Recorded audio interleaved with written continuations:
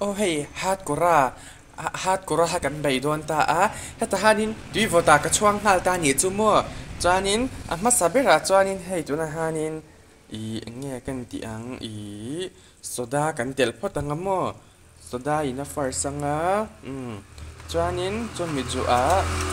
ui kala thiam lo sia chuan la ka pa khara ve ajino in kan tel de ang bai han hi tel ngei ngei tur khara chok mai chuan chu mi zu a chuanin marcha thak vin tuk tur ani mo thak kha poi mota ni chu eng te khu marcha ku rak sak mo ching mit meng moi te ti kha chu ni ani vek vak lo ni chu hei chi o chuan lo ka la lo ni hi hei chi ania chuan chu mi zu a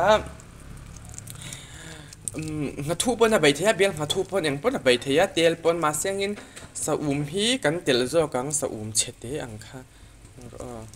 sa po hiện là tuy lúc tục ta nhỉ chứ mà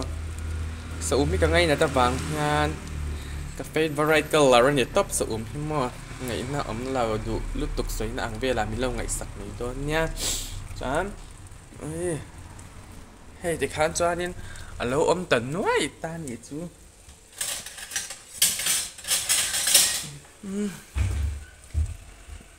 chuan ti khan in chop koi me anga sop ve ngei ngei tur ti khan lo so bor ta a ha kan chop le don ta ni don so chan me kang mo ul tu li me ka chan lian thei ta pa ni chu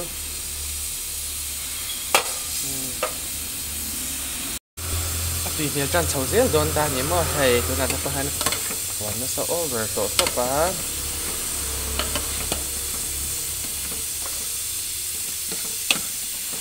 tùy sầu riết don tùy sầu một riết don thế lấy ăn chỉ đông ngã gian mua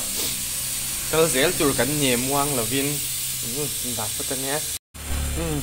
hay ăn nên chết rồi á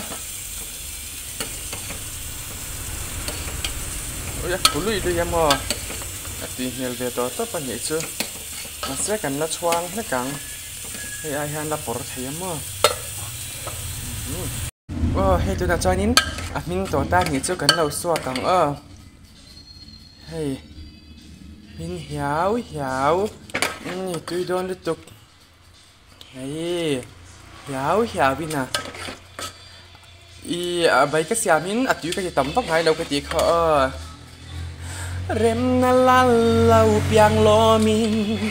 per khoang ching trăng rim mỏi nên dài tin thang i vô răng hey cái xiêm đang khâu lúng tắc vin lợi năng á thì anh in lâu xiêm đồn về chín nhà hát kra đâm rừng rose clo mía tuy đồn liên tục héo và hey in hộp chắc mất tăng cho hộp chắc chắc năng á thật liên tục lo mẹ ôi con lệ chết